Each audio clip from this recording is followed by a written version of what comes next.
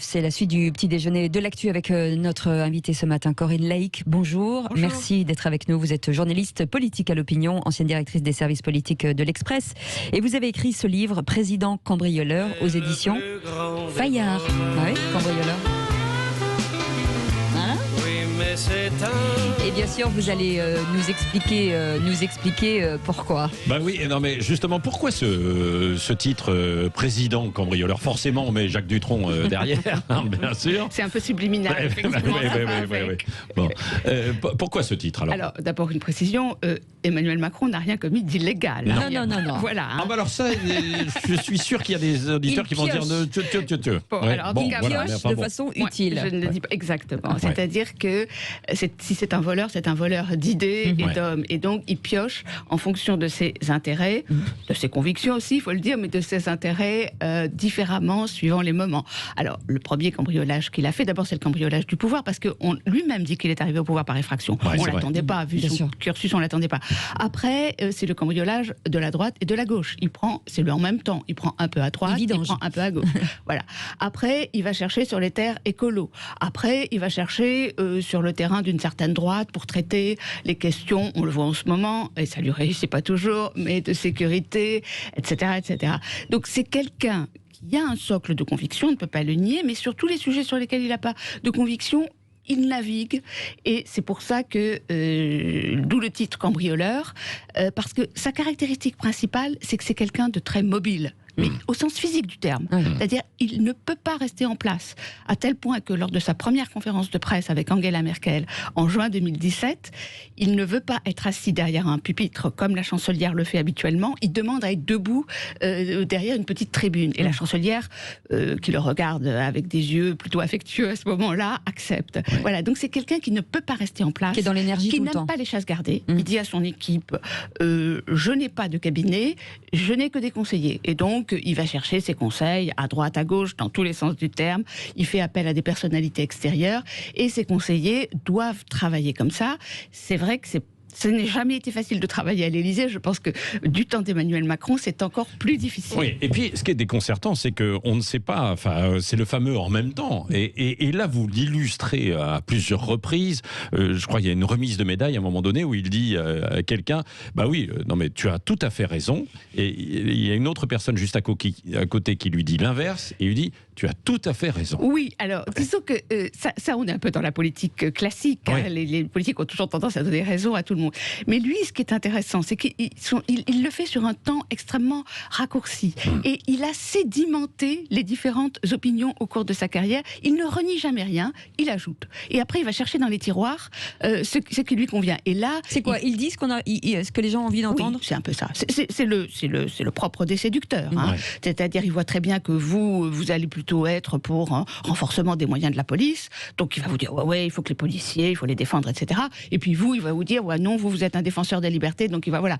Et après, c'est à lui à incarner la synthèse, si j'ose dire, en faisant le en même temps. Et d'une certaine manière, le en même temps, c'est la règle de la politique. C'est la devise de la République. Hein. Liberté, égalité, fraternité. Mais pour commencer, parce qu'on voit que dans sa trajectoire, il commençait à donner des cartes de visite très très tôt, un petit peu partout. Est-ce qu'il avait des ambitions présidentielles ou juste des ambitions d'exister quelque part? Alors, présidentielle. Alors, Alain Minc raconte qu'en 2004-2005, quand il vient le voir, tout jeune inspecteur des finances, il lui dit « Je veux être président de la République ». Je ne saurais confirmer que son ambition date de là, mais moi, je la fais remonter au moins à 2012.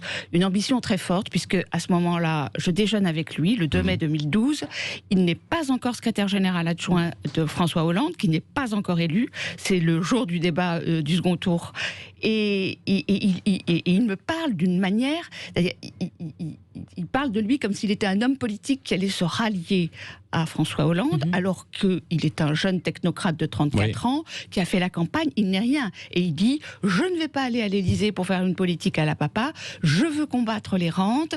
Et il commence à critiquer Hollande. Il critique des positions et des choix de Hollande qu'il a pris durant la campagne. Alors qu'il n'est pas encore pris comme secrétaire général. Et que Hollande n'est pas élu. Non mais que François Hollande... Et donc, moi ça m'a surprise, parce que j'en ai connu beaucoup comme ça, des gens qui ont un profil de technocrate.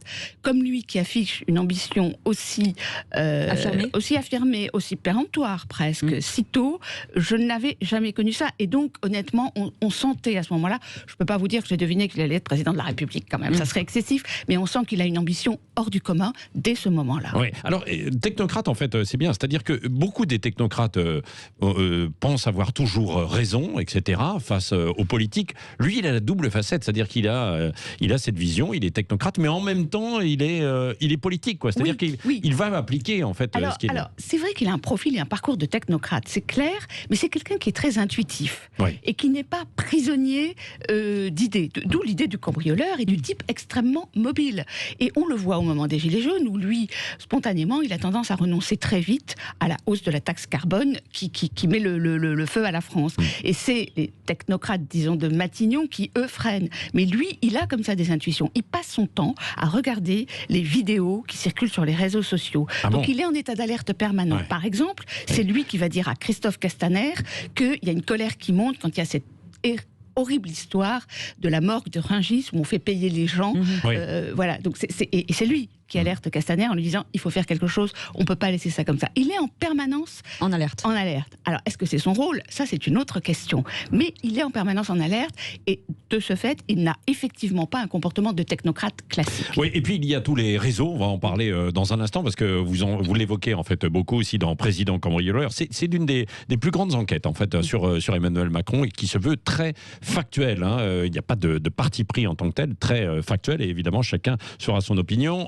On aura des auditeurs en ligne avec nous dans un instant.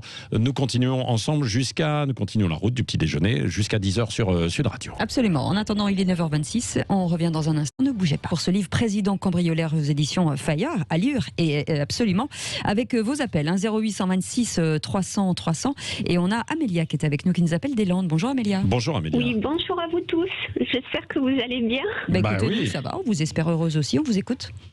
Eh bien, écoutez, je comptais acheter ce livre parce que je sors cette semaine parce qu'il y avait on ne pouvait pas sortir comme on voulait. Ah, c'est vrai. Ouais. Et je m'aperçois qu'en fait, l'opinion que j'avais de M. Macron est pratiquement véridique parce que pour moi, c'était un homme qui a deux visages.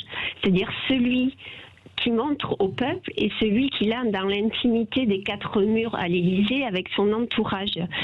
C'est quelqu'un qui a cette sensation de vouloir être aimé par le peuple, par un maximum de personnes, mais on ne peut pas être aimé par tout le monde. Donc il gouverne en fonction de l'opinion publique. C'est ce que j'avais l'impression. Ouais. Et derrière tout ça, il va taper du poing en disant il faut faire ci, il faut faire ça, mais j'ai cette sensation qu'il est mal entouré. Et je vais vous expliquer pourquoi. Là, avec le Covid, il va faire ouvrir les stations de ski, mais vous n'allez pas pouvoir utiliser les montes des remontées mécaniques. Ce qui est stupide. C'est aussi stupide que s'il disait demain, j'ouvre les cinémas, mais il n'y aura pas de projection de films. Ouais. L'histoire des 30 personnes, pas besoin d'être croyant pour savoir qu'une cathédrale est plus grande qu'une église, qu'une chapelle. C'est à la portée d'une connaissance, c'est de la culture propre. Dire qu'on doit mettre 30 personnes. Donc je pense que M. Macron, malheureusement, est très mal entouré et par des gens qui ne réfléchissent pas, qui sont dans leur bulle et qui ne vivent qu'à travers leur bulle, et ils ne voient pas ce que les gens vivent tous les jours. Et je trouve que c'est dommage et même parfois ça peut être grave par rapport aux conséquences sur la vie des gens de tous les jours. Ouais. Et on peut faire ça sur plein d'exemples de tous les jours qui sont complètement ahurissantes et qu'on se dit mais c'est pas possible faire autant d'années d'études parce que moi c'est ce que j'entends, ce sont les énarques qui ont fait. Mais je me dis comment on peut avoir fait autant d'années d'études, on nous rabat les oreilles que ces gens-là sont hyper intelligents parce qu'ils ont tant d'années d'études, donc j'affirme que le nombre d'années d'études ne prouve pas que vous êtes intelligent, mais et ancré sur le terrain, d'avoir des connaissances. Ouais. Alors, Corinne Laïc va vous répondre. Amélia, c'est intéressant. D'abord sur la première remarque d'Amélia, un double visage. Ouais. Oui, bonjour Amélia, merci de vos remarques. Je les trouve très pertinentes parce que c'est vrai que Emmanuel Macron, il n'a pas deux visages, mais il en a plusieurs. Vous dites multifacettes, sont multiples. Ouais. Et donc, c'est vrai qu'il a un peu tendance à adapter son discours aux personnes qu'il voit. C'est vrai que quand on est président de la République, on doit aussi s'adresser à l'opinion publique. Et je dirais que les qualités qui lui ont permis de conquérir le pouvoir, à savoir ses qualités de séduction, puisqu'il a réussi à s'imposer, ce sont des qualités qui s'exercent de manière individuelle. C'est-à-dire, quand il est face à vous, il va vous regarder de son regard bleu perçant dans les yeux, et ça va marcher. Mais quand on est face, comme vous le soulignez, à l'opinion publique dans son ensemble, c'est beaucoup plus difficile. Et je pense qu'effectivement, il se heurte à ça. Il se heurte au fait que les Français ne savent pas très bien qui il est. C'est un problème pour s'en faire aimer. Et il se heurte au problème qu'il n'a pas réussi à apaiser la France. Vous dites qu'il est incompris. Il se sent incompris, mais est-ce qu'il est facile à comprendre ? Pour avoir travaillé pendant 1 an sur le livre, je peux vous dire que ce n'est pas facile de le comprendre. J'ai essayé d'aller aussi loin que possible, mais je comprends que les Français ne le comprennent pas. Ouais. Ah, ça, c'est pas mal. C'est un véritable rébut. Mais qu'est-ce que vous ne comprenez pas en lui, alors, Corinne Laïc ? Parce que vous le suivez quand même depuis 8 ans, 9 ans maintenant. C'est-à-dire que je pense qu'on arrive à comprendre à partir du moment où on renonce à comprendre et où on admet ses contradictions. Voilà. Il ne faut pas essayer de résoudre ces contradictions à sa place. Donc, il faut admettre que c'est un homme qui est plein de contradictions, qui peut être à la fois un homme très moderne, qui va nous vanter la Startup Nation, et puis après, vous parlez de Jeanne d'Arc, de Clémenceau et de Gaulle avec des trémolos dans la voix. Il est comme ça, il est plein de contradictions. C'est une espèce de composite, Emmanuel Macron. Je reviens sur l'affect d'Emmanuel Macron, sur la crise des Gilets jaunes, qui l'a vraiment forcément touché, puisqu'elle dirigeait vers lui, ce qui est moins le cas avec le Covid. Absolument. La crise des Gilets jaunes est une crise absolument exceptionnelle parce que c'est une crise française qui est inédite en France. La crise sanitaire, elle est mondiale, tout le monde l'a subie. Et elle est vraiment adressée à lui parce qu'il se rend compte à ce moment-là du niveau de haine qu'il suscite, lui et son épouse Brigitte. Et donc, il la vit de manière à la fois jubilatoire, parce qu'il aime les crises, c'est des moments où il pense qu'il peut donner la mesure de ce qu'il sait faire en termes d'audace et de courage. Il aime ça, oui. Et en même temps, il comprend que on veut sa peau, au sens propre du terme. Donc il est en permanence, il vit ça en permanence à ces 2 niveaux-là. Et donc c'est vrai que cette crise des Gilets jaunes va le marquer beaucoup plus que la crise sanitaire, qui est une crise que tous les dirigeants peuvent vivre aujourd'hui. Ouais. Un mot sur ce que disait aussi Amélie avant de reprendre un autre auditeur, mais elle disait il y a un problème dans son entourage. Alors son entourage a beaucoup tourné, il y a quelques fidèles, mais ça tourne en fait beaucoup. On a l'impression qu'il essore un peu son entourage. Alors, le problème, ou je dirais la caractéristique de Macron, c'est qu'il n'a pas autour de lui une armée de fidèles historiques prêts à se faire couper en morceaux. Alors, il les avait, vous racontez notamment l'enphoto, là où il y a Julien de Normandie, Sibeth Ndiaye, etc. Il n'a pas, mais c'est pas tout à fait la même chose. Par exemple, un François Hollande, il avait un Jean-Pierre Jouyet, il avait un Michel Sapin. Ce sont des gens qu'il connaît depuis 40 ans, avec lesquels il a passé des vacances, dont il connaît l'entourage, l'histoire. Il a une vraie relation amicale avec ces gens-là. Et Chirac, c'est pareil. Et Sarkozy, c'est pareil. Et Hollande aussi. Et donc, Macron n'a pas ça du fait de son parcours, du fait de son histoire. Du fait de Brigitte Macron, finalement. Du fait de son tempérament. C'est un homme qui est seul et qui aime être seul. Son entourage affectif, c'est Brigitte, c'est la famille de Brigitte, les enfants. Macron, je le vois, il a 34 ans, il me dit j'ai des petits-enfants. Ces petits-enfants, ce sont les petits-enfants de Brigitte. Oui. Non, mais ça, c'est assez incroyable. On va y revenir dans un instant, mais vos appels, 0826 300 300. Avec Marie-Claire qui est avec nous. Bonjour Marie-Claire. Bonjour. Alors, je partage un peu tout, sauf que je voulais vous dire, moi, quand je l'ai vu, cet homme-là, il y a quelque chose dans son visage, avec ses beaux yeux bleus si vous voulez, mais qui sonne faux. Et puis voilà, ça c'est pour ça qu'il m'a jamais inspiré vraiment confiance. Je reconnais que c'est quelqu'un de très intelligent et tout, qui connaît beaucoup de choses. Mais quand la dame avant moi disait, l'auditrice avant moi disait, il est mal entouré. Non, moi je me dis, pourquoi vous n'allez pas me dire qu'il n'était pas au courant que Castex allait proposer de l'ouverture des stations sans les remonter et des choses comme ça. Pourquoi laisse-t-il faire ? Pourquoi laisse-t-il faire ? Est-ce qu'il le fait exprès ? Est-ce qu'il a un but ? Est-ce que c'est pour être toujours lui le meilleur ? Ou est-ce que c'est pour... vous voyez, est-ce qu'il n'y a pas toujours ce besoin de supériorité ? Parce qu'en fait, on dit, il est mal entouré. Non, il a bien laissé faire. Vous n'allez pas me dire qu'il n'était pas au courant de ce qu'allait annoncer Castex. Est-ce qu'il a besoin d'être le sauveur ? Elle a raison, Marie-Claire, finalement. Oui, il a besoin... Enfin, là, je pense que sur le fond, il a besoin effectivement d'apparaître comme l'homme qui va être le Deus ex machina, qui va résoudre les problèmes. Ça, je suis tout à fait d'accord avec Marie-Claire. clair. Dans l'histoire des remontées mécaniques, là, je pense qu'on est un peu dans la bêtise du tout venant de la gestion politique. Hein. Voilà. Mais sur le fond, je suis d'accord avec cette analyse. C'est vrai qu'il a besoin d'être le sauveur. Et d'ailleurs, il ne veut pas seulement sauver en France, il veut sauver à l'étranger. Quand il va à Beyrouth, c'est absolument incroyable. Parce qu'il dit aussi à Beyrouth ce qu'il nous dit à nous en France, il y aura un avant et un après l'explosion de Beyrouth. Il a besoin en permanence de mettre en scène les drames, il a besoin de tragique pour apparaître comme l'homme qui va nous en sortir. C'est un trait dominant de son caractère. Oui, et d'ailleurs, vous y revenez à quelques reprises, hein, tout au long des chapitres. C'est un véritable acteur. Et donc, d'ailleurs, il a commencé, si je puis dire, la carrière politique quasiment avec Brigitte Macron en apprenant la comédie avec elle, quoi. Oui, et on peut en voir la marque dans son goût, par exemple, pour les costumes. Au tout début du quinquennat, il a cessé maintenant parce qu'il était un peu tourné en dérision, mais il prend un costume de militaire, il va jouer au tennis, etc., etc. Bon, ça finit par faire un peu rigoler. Mais c'est vrai qu'il y a ce goût de la mise en scène. Alors, il faut voir que quand on est président de la République, on joue un rôle, forcément. Hein. On n'est pas pareil dans l'intimité, où on est un homme comme tout le monde, et quand on est en représentation. Donc il y a la nécessité d'investir le manteau du pouvoir et d'avoir l'air présidentiel. Mais ça veut dire pourquoi qu'il n'est pas capable, naturellement, d'incarner cette fonction ? Moi, je pense qu'il incarne la fonction, il n'y a aucun doute là-dessus. Il incarne bien, mais il avait besoin au début, comme il était jeune, on voit, en plus, ça se voit qu'il est jeune, hein, il est physiquement jeune, il est mince, il fait presque un peu fluet, donc il avait besoin de revêtir un manteau de poids. Et donc, au début, il a dû se présidentialiser en étant comme ça extrêmement dur, c'est pour ça qu'il renvoie le général de Villiers. Il avait besoin de faire acte d'autorité pour compenser et son parcours politique, qui était assez bref, et son déficit de poids politique dû à son parcours. Et donc je pense que c'est pour ça qu'il a joué ce rôle-là. Maintenant, après, tout est question de mesure. Oui. Marie-Claire, un commentaire à ajouter peut-être, non ? Non, elle est partie. Elle est partie. Vous dites que c'est quelqu'un de jaloux, c'est-à-dire qu'on parlait effectivement de son entourage. C'est peut-être pour ça aussi qu'aucun véritablement ministre n'émerge, c'est qu'à chaque fois qu'il y a une tête qui pousse, il la coupe. Je dirais qu'il évite d'avoir des grosses têtes autour de lui. Non. Et je pense que ça paraît assez surprenant comme trait de caractère, parce que vu son parcours qui est assez exceptionnel, il ne devrait être jaloux de personne. Je pense qu'il redoute un peu qu'émerge un autre Macron. Donc il fait attention à ce qu'il n'y ait pas des Macrons qui émergent à ses côtés. Et donc je cite le cas de Benjamin Griveaux, qu'il n'a pas vraiment soutenu dans sa conquête pour la mairie de Paris.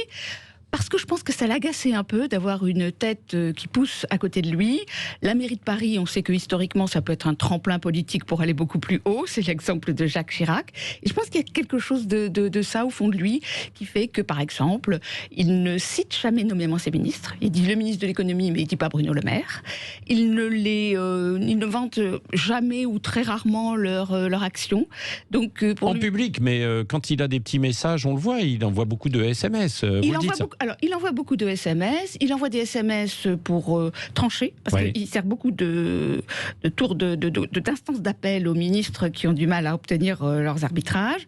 Il envoie des petits messages d'encouragement quand des ministres ont fait des bêtises dans leur expression médiatique. Mais il n'a pas de vraies relations, sauf avec quelques ministres, mais de vraies relations suivies avec ces ministres. Il les voit peu, il les connaît peu. Je cite l'exemple de Brune Poirson, qui était secrétaire d'État à l'écologie, et il demande un jour à un patron de déjeuner avec elle pour voir ce qu'elle vaut, parce qu'il ne la connaît pas. Donc il l'a fait auditer, si j'ose dire, par un grand patron de ses amis. Oui, et dans son entourage, alors il y a un chapitre que vous appelez les mauvais garçons. On va voir ça dans un instant. De quoi s'agit-il ? Avec vous, Corinne Laïc, président cambrioleur, c'est votre livre aux éditions Fayard, particulièrement intéressant, plein d'anecdotes. Évidemment, on ne peut pas toutes les donner, et vous continuez de nous appeler 0826 300 300. Il est 9h41.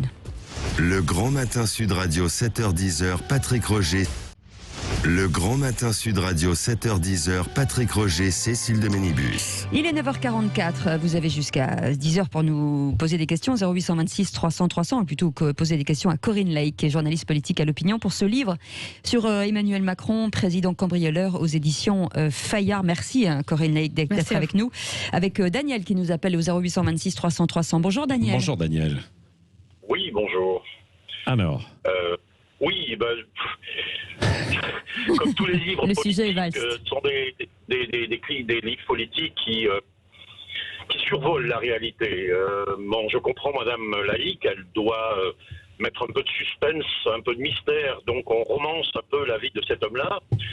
Comme je disais à votre interlocutrice précédemment, comme tous les hommes politiques, on a trouvé des qualités à Hollande, on en a trouvé à Sarkozy, à Chirac. Arrêtez là. On ne vous entend pas très bien, Daniel. Oui, allez-y.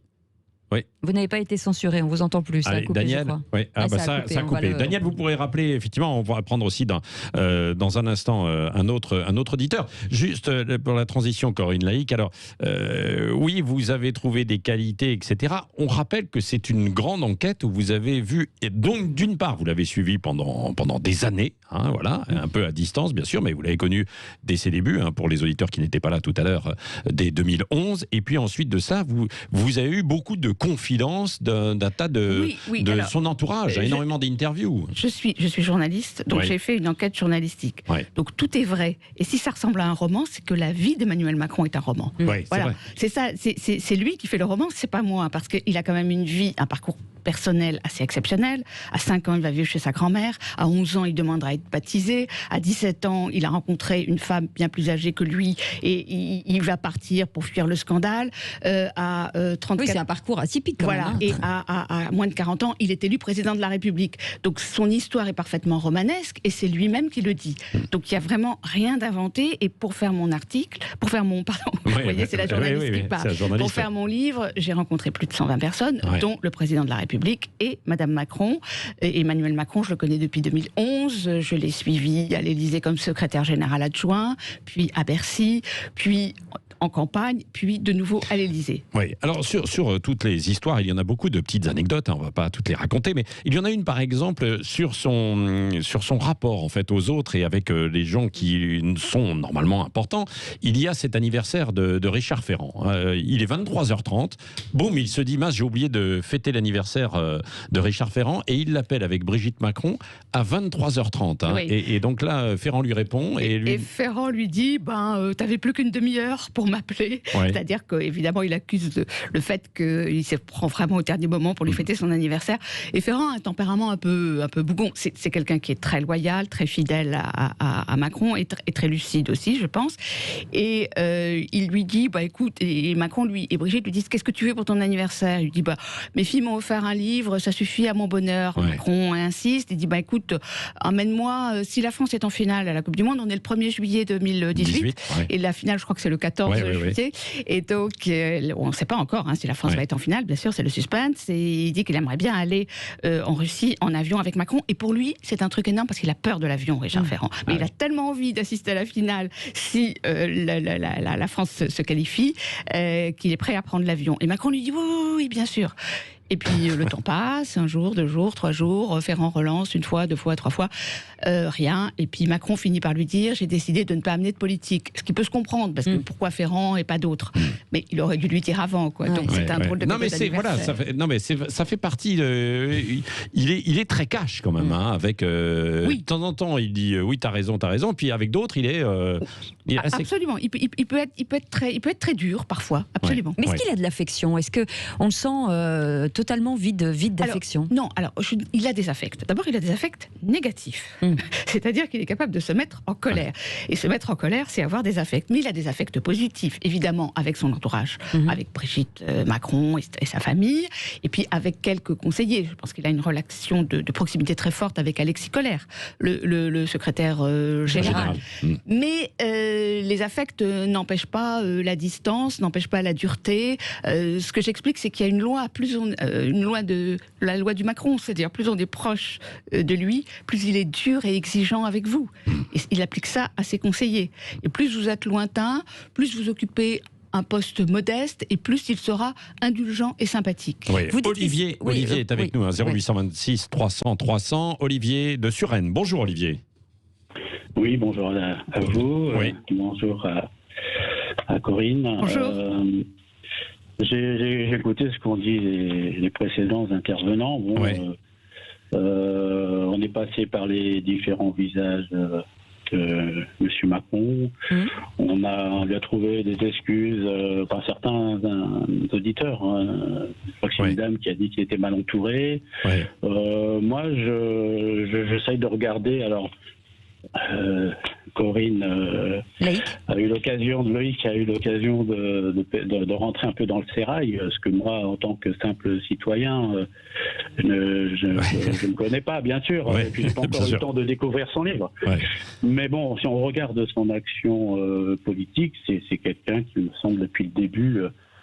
Il a été jeté sur le devant de la scène. Il a fait du théâtre, certes. Peut-être que c'est ce qui lui a plu.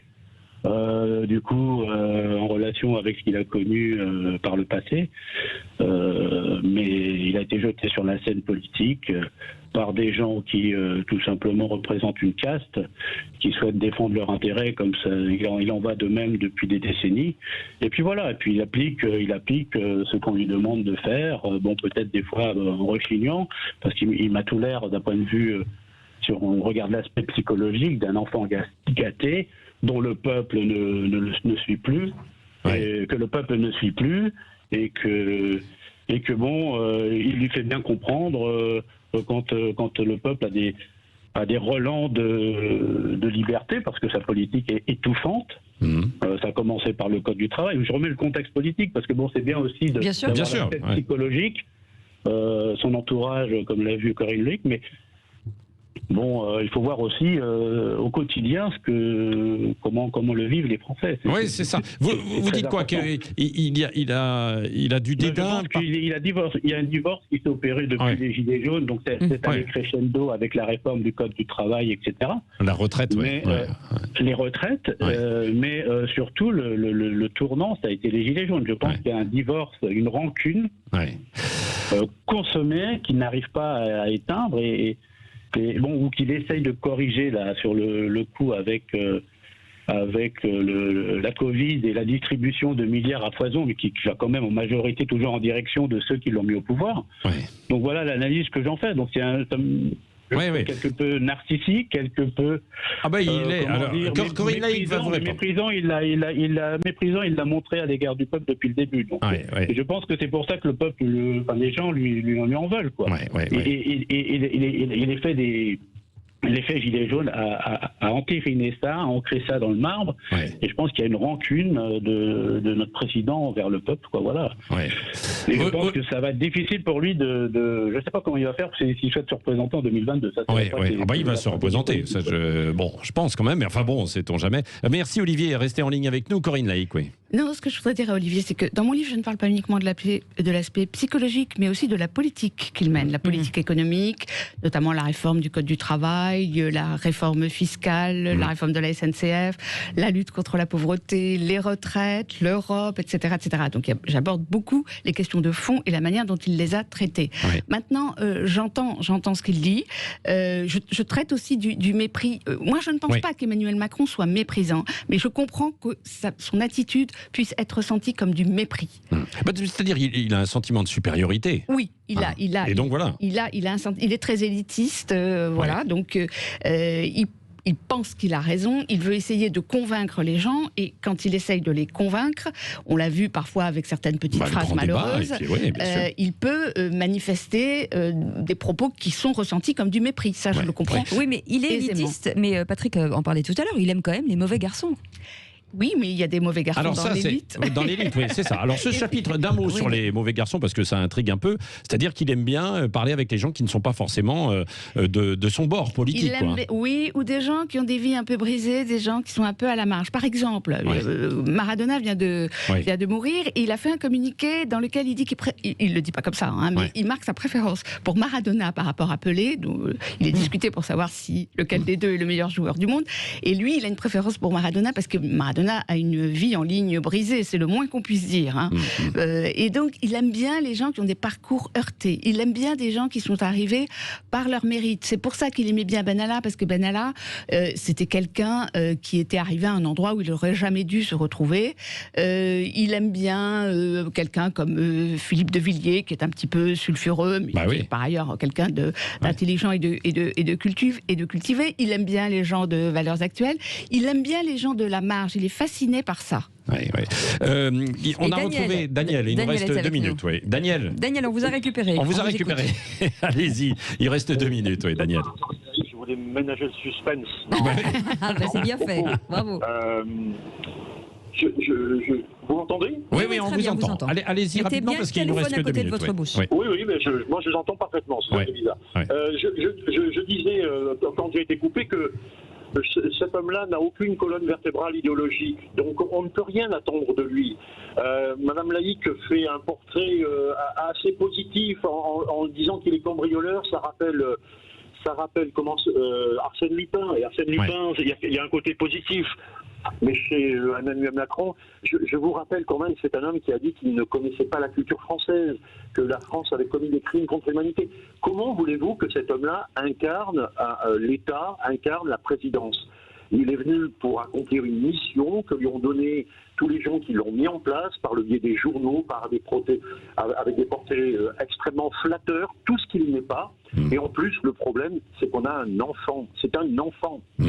Alors, c'est un enfant. Non, mais alors, Corinne Laïc le dit, elle est très factuelle. Je vous conseille, Daniel, d'acheter en fait son livre parce qu'elle dit un petit peu tout ça, Corinne Laïc. Je le dis à ma manière, pas comme Daniel. Non, mais bien sûr. Non, mais bien sûr. Non, mais c'est vrai.